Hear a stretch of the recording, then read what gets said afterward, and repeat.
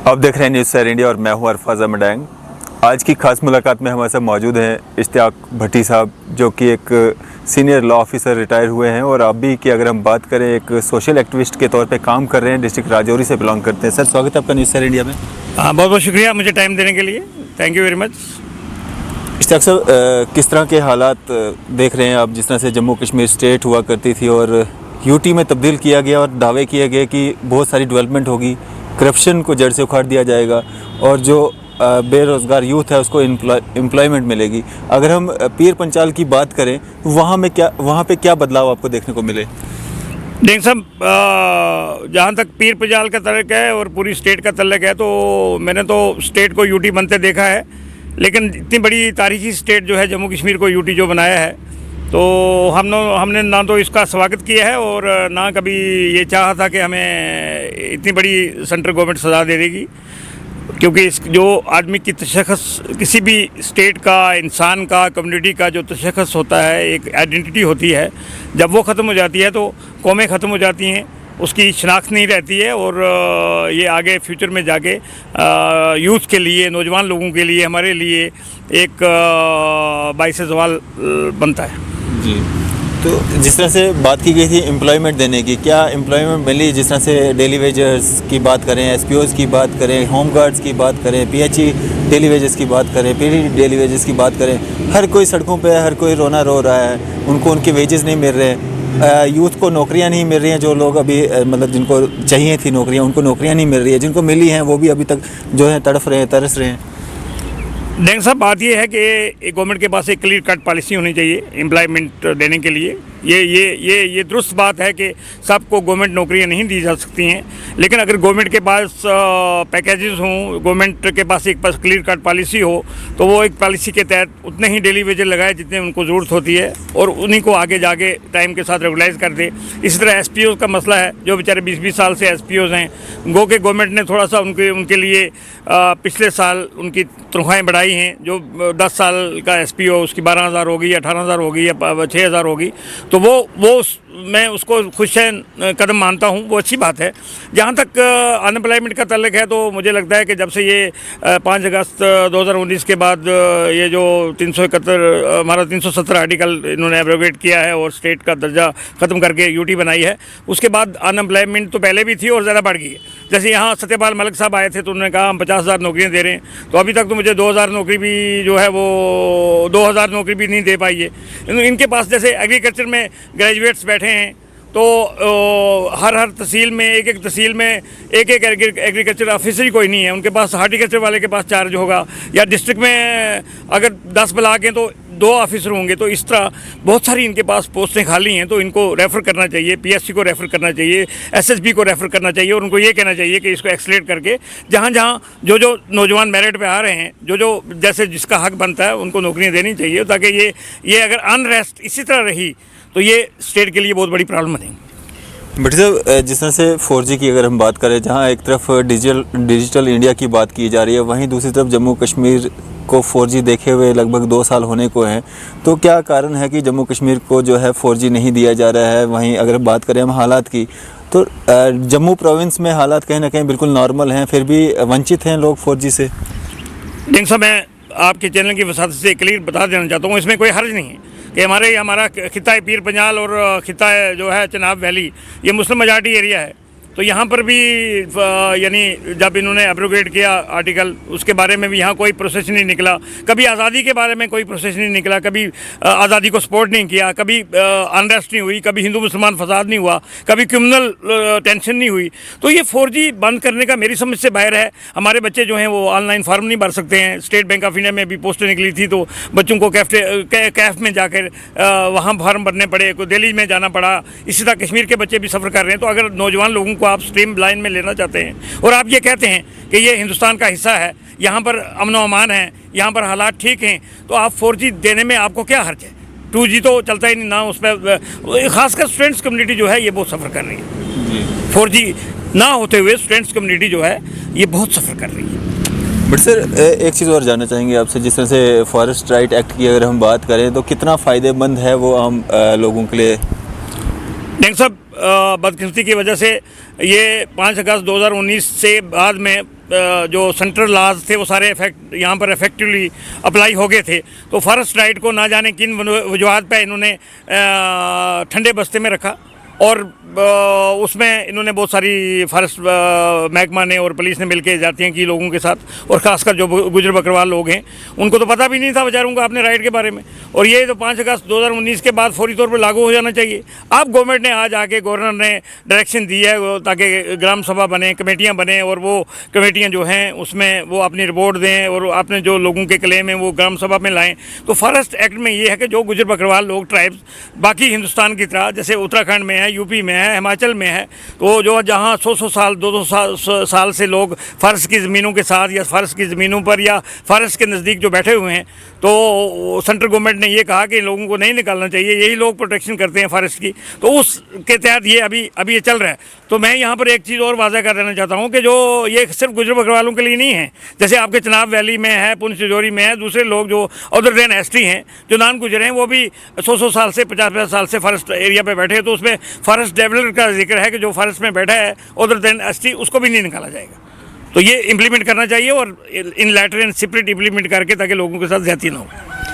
But sir जिस तरह से आपने कहा कि सारे कानून जो हैं जम्मू कश्मीर में लागू होने चाहिए थे, सेंटर के कानून जो लागू होने चाहिए थे और कुछ हो भी रहे हैं, तो आप एक लॉ ऑफिसर भी रहे हैं, तो जो मिनिमम वेजेस एक्ट है वो क्यों नहीं जम्मू कश्मीर में लागू हो रहा है, जिससे इन डेली वेजर्स को कम से कम कुछ सहूलियत जो है वो मिल सकती थी?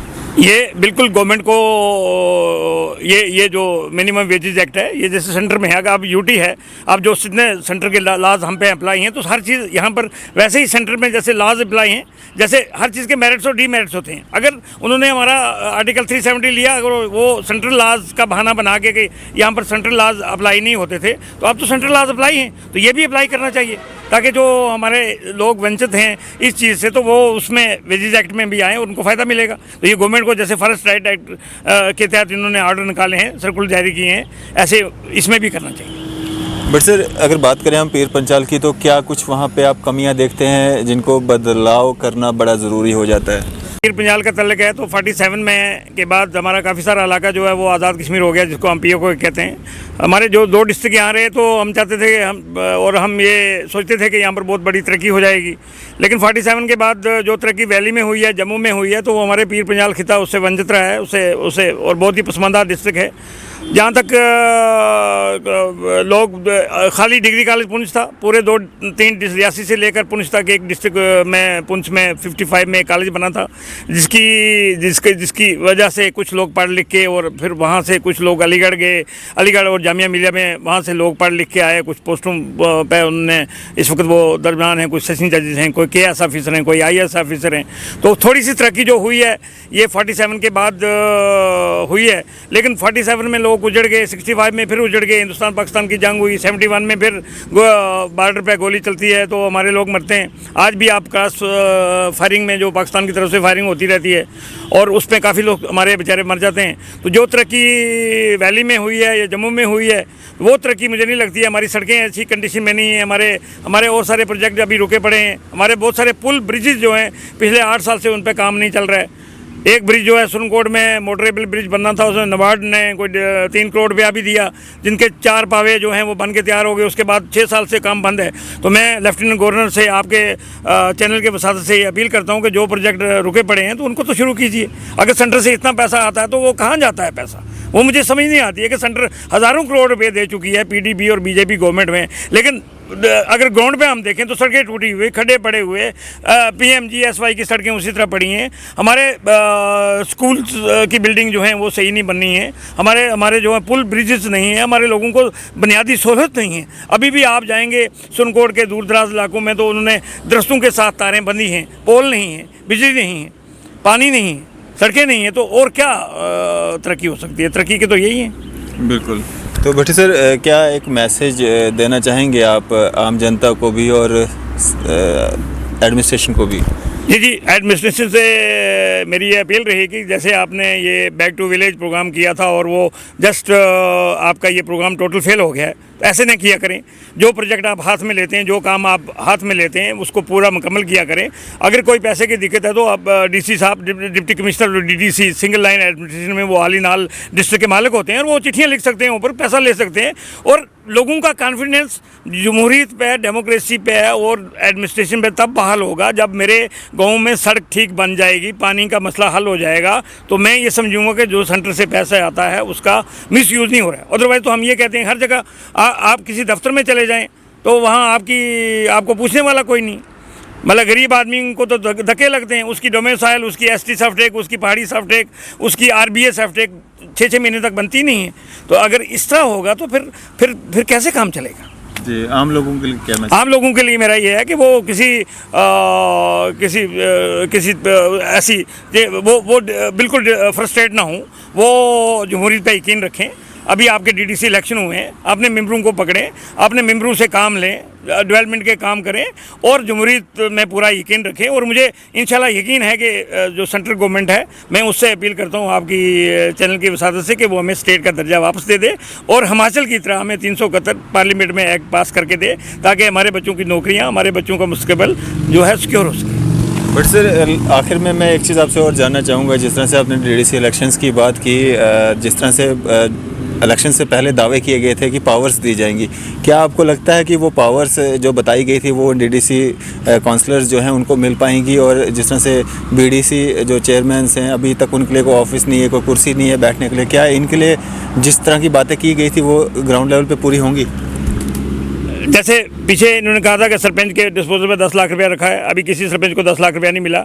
बीडीसी चेयरमैन के लिए ऑफिस ही नहीं है, उसको कोई पावर नहीं है। और जैसे वो अभी उनको बेचारों का अपना पता नहीं है कि हमारे पावर क्या है, हम क्या कर सकते हैं। तो मुझे नहीं लगता कि डीडीसी बहुत जल्दी उन लोगों को भी कोई ये पैसा देने वाले हैं, पावर देने वाले। मुझे बिल्कुल ट्रस्ट नहीं है कि ये उस तरह पावर देंगे, उनको पैसा देंगे या वो कुछ कर पाएंगे।